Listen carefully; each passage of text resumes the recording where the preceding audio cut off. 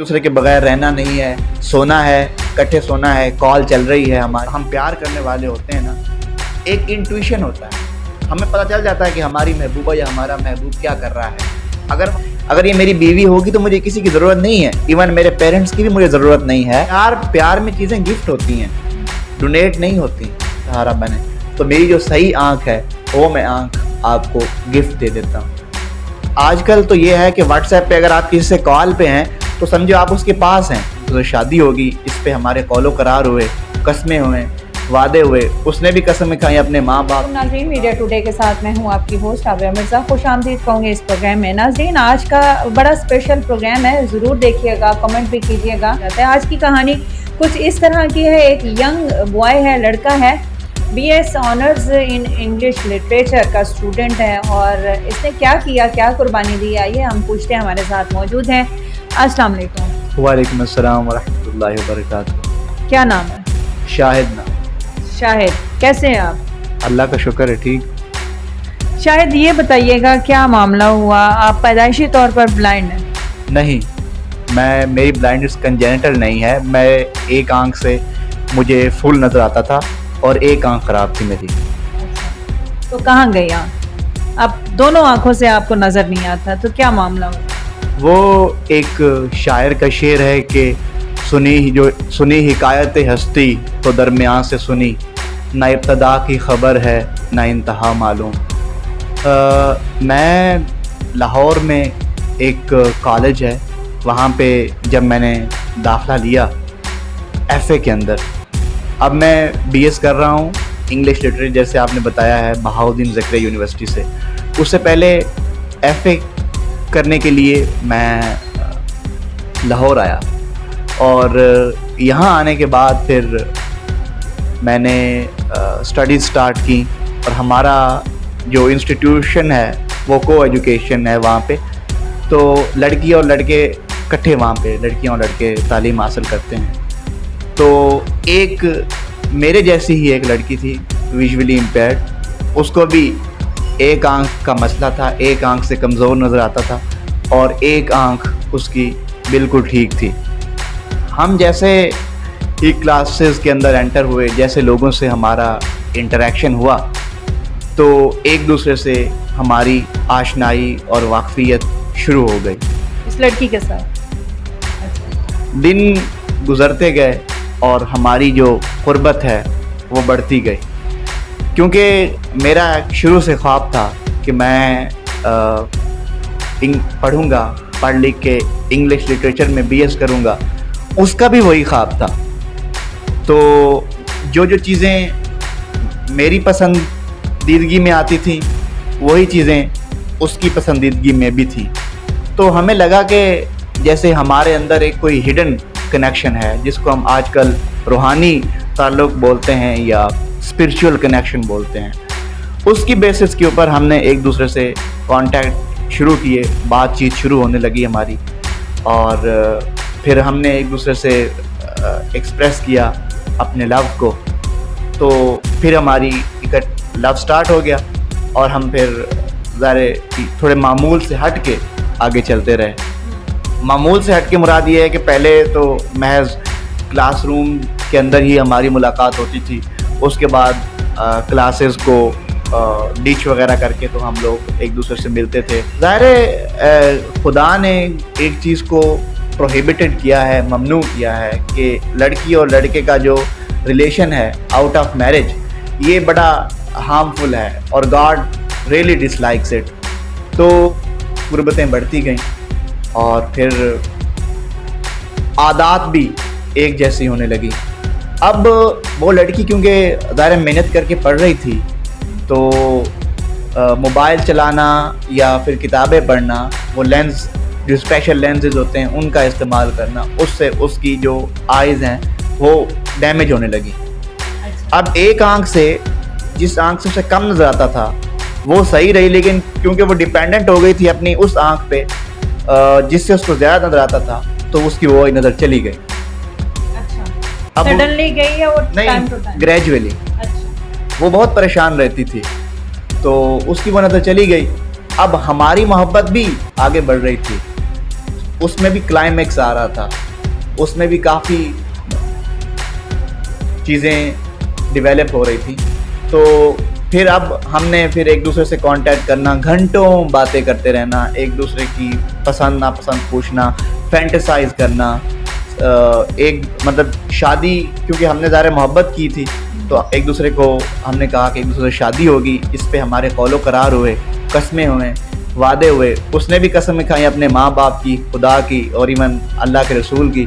तो ज़ारे हमने भी ऐसे किया। पढ़ाई छोड़ दी?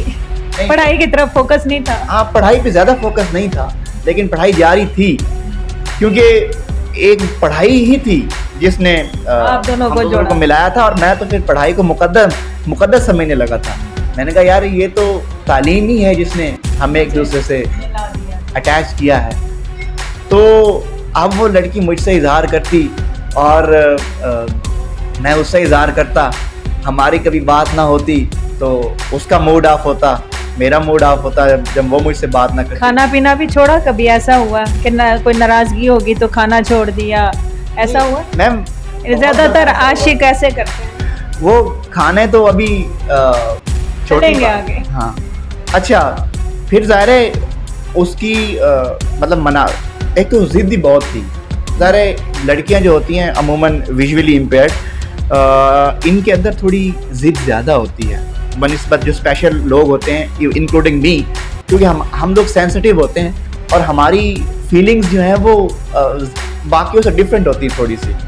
तो ज़ाहिर है वो फिर रूठ जाती थी, तो रो के उसकी मिन्नतें कर के उसको मतलब के, हाँ, कभी तो वास्ते देने पड़ते थे बड़े बड़े, जैसे कि गॉड की बुक है, द होली कुरान है, उसके बाद द होली प्रॉफिट है, तो उसको मनाना पड़ता था। तो फिर हम एक दूसरे से बात ना होनी, उसने कोई ऐसी बात करनी जो मुझे बुरी लगनी तो मैंने रोना। और आप रोते थे मर्द होके? ऐसा ही था। क्यों? सारे मुझे लगता था जैसे मेरी रूह चोटिल हो रही है उसकी बातों से, मतलब मेरे दिल को जाके लगती थी उसकी कोई भी बात। फिर बाद में उसने माफ़ी मांग लेनी, उसने कहना कि मेरा टर्निंग पॉइंट कहाँ से आया, कहाँ पे जाके आपको महसूस हुआ कि नहीं मैंने कुछ गलत किया? आइज़ कहाँ गई आप? मैम ये आइज़ तो मैं अभी बताता हूँ, थोड़ी सी इसको ये कर लें ताकि मैं अपनी मोहब्बत की आपको शिद्दत बता दूं और हिद्दत कि ये कितनी ज़्यादा थी। अच्छा, अब आहिस्ता आहिस्ता फिर ज़ाहिर है हम एक दूसरे से हमारा कनेक्शन चलता रहा। फिर एक दूसरे के बगैर रहना नहीं है, सोना है, इकट्ठे सोना है, कॉल चल रही है हमारी, और कॉल के दौरान ही ये ज़रा वहीं क्लियर करो, इकट्ठे सोने, देखने वाले कहेंगे कि ये कहाँ तक इनका। ये आजकल मैम इंटरनेट का दौर है, तो आजकल तो ये है कि व्हाट्सएप पे अगर आप किसी से कॉल पे हैं तो समझो आप उसके पास हैं, आप फैंटेसाइज कर रहे हैं, आप इमेजिन कर रहे हैं। अगर आप यहाँ से इमेजिन करें कि आप वहाँ बैठी हैं तो आपका माइंड आपको वहीं ले जाता है। तो इकट्ठे सोने से मुराद ये है कि कॉल पे हम दोनों बातें करते थे, वो अपने घर होती थी, मैं अपने घर होती थी, और हम तसव्वुर यही करते थे कि हम एक दूसरे के करीब हैं। तो यूं ही फिर बात चलती रही। अब ज़ाहिर है उसकी एक आँख जो पहले सही थी वो डैमेज हो गई, उससे नज़र ख़त्म हो गया। उसके घर वालों ने उसको यूनिवर्सिटी से निकाल दिया। उन्होंने उस कॉलेज से उन्होंने कहा कि नहीं, अब आप नहीं पढ़ सकती क्योंकि आपकी आइज़ नहीं है। फिर उस लड़की को उन्होंने आइसोलेट कर दिया, उसकी आंख चली गई। अब वो परेशान रहने लगी, घर में बाउंड थी।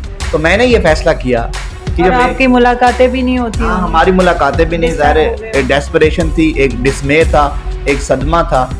और अगर फ़ोन करने का किसी को नशा लग जाए तो ये तो बहुत ही डैमेजिंग होता है। इसके बगैर ये ऐसा ही नशा है जैसे ये चर्च का नशा होता है या बाकी नशे होते हैं। ऑनेस्टली स्पीकिंग, अगर आपको फ़ोन करने का हमें आदत है तो ये ऐसा ही नशा है।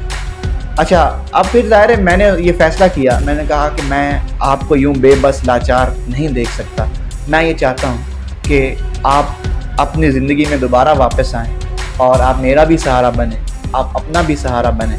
तो मेरी जो सही आँख है वो मैं आँख आपको गिफ्ट दे देता हूँ। उस लड़की ने कहा कि नहीं, ऐसा नहीं हो सकता। डोनेट नहीं, गिफ्ट नहीं मैम, डोनेट तो ज़ाहिर है, हाँ, प्यार में चीज़ें गिफ्ट होती हैं, डोनेट नहीं होती।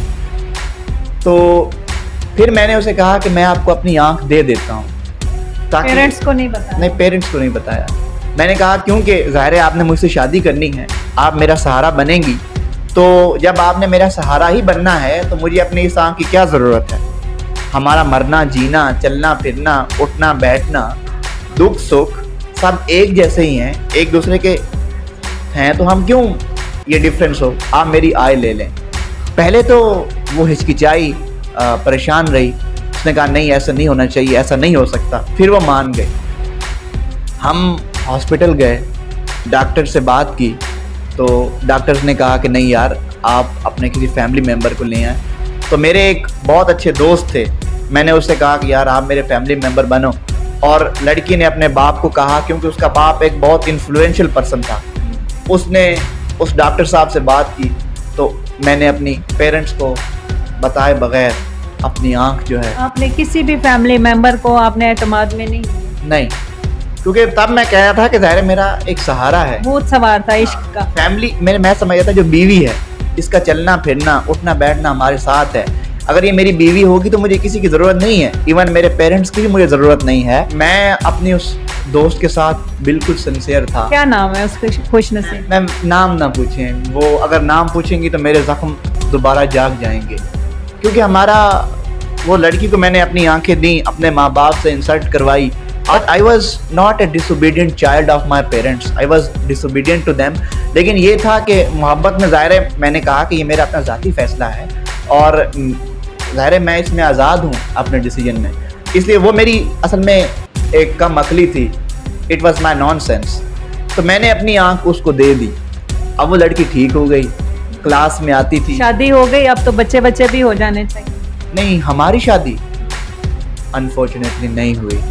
एक हादसा, एक कार्नेज सान्या ऐसा हुआ कि उस सान्या ने हमारी शादी नहीं होने दी। वो लड़की जब सही हो के हॉस्पिटल से आई, मैं ब्लाइंड था। अब मेरी ये वाली आंख दाईं मैंने उसको गिफ्ट की थी, बाएं से भी नज़र कम हो रहा था। तो मैं अब धक्के खाता था, कभी किसी गमले में लगता, कभी किसी गमले और आपको तब फिर सहारे की ज़रूरत थी, उसकी ज़रूरत थी। बिल्कुल, मुझे उसके सहारे की ज़रूरत थी। आपने समझा मैं आंख दे दूंगा, गिफ्ट कर दूंगा, मेरे और करीब हो जाएगी। तो फिर वो अपने उसने नंबर कभी बंद कर देती, कभी चला लेती। फिर अब उसका नंबर दूसरी लाइन पे मसरूफ़ होने लगा। मैं पूछता कि किधर है, क्या हो रहा है। वो कहती कि अम्मी बात कर रही थी आंटी के साथ। कभी फूफू की कॉल आ गई थी, कभी किसी की कॉल आ गई थी, कभी किसी की। अब मैं अंदर ही अंदर से डर तो था कि कुछ मसला चल रहा है। हाँ, ज़ाहिर वो मैम ऐसा होता है कि जो हम प्यार करने वाले होते हैं ना, एक इंट्यूशन होता है। हमें पता चल जाता है कि हमारी महबूबा या हमारा महबूब क्या कर रहा है। अगर वो हमारे साथ थोड़ा सा डिसऑनेस्ट होने लगता है तो इस चीज़ का हमें अंदाज़ा हो जाता है। ये कुछ गॉड की तरफ से ही कोई ऐसी चीज़ है। तो शादी करेंगी? उसने कहा शादी नहीं हो सकती हमारी शादी। वैसे भी वो एक लड़का है, उसका दुबई में बिज़नेस है, तो वो मुझे चाहता है, मैं भी अब उसको पसंद करती हूँ। तो अब मेरी शादी उसी से होगी, मेरे पेरेंट्स उसी से शादी करवाएंगे मेरी। इस चीज़ ने मुझे तोड़ दिया। उनको मोहब्बत करनी चाहिए, लेकिन सोच समझ के, देख के, और ब्लाइंड लव किसी को भी नहीं होना चाहिए। हाजिर होंगे नए प्रोग्राम में। राबिया मिर्ज़ा को इजाज़त दीजिएगा।